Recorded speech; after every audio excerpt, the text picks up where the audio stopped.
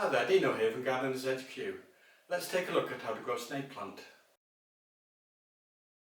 The snake plant is known for its striking upright leaves and can make a resilient addition to both home or garden.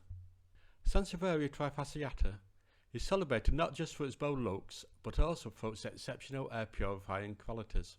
Its sword-like foliage stands tall, sporting patterns that resemble the skin of a snake. Their green leaves typically have yellow borders and can reach up to 3 feet in height, adding a vertical aspect to the garden. Snake plant is able to thrive even if neglected, easily enjoying low light and sparse watering. This makes it a perfect match for busy gardeners and those looking to grow low maintenance plants.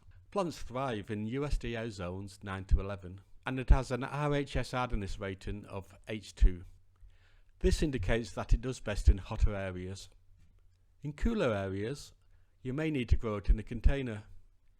Bring it indoors once the temperature drops to about 50 degrees Fahrenheit or 10 degrees centigrade. If growing indoors, use a potting mix and be sure that the container has drainage holes so as to prevent waterlogging. Place the plant near a window so it can receive indirect sunlight, though it can also tolerate low light conditions.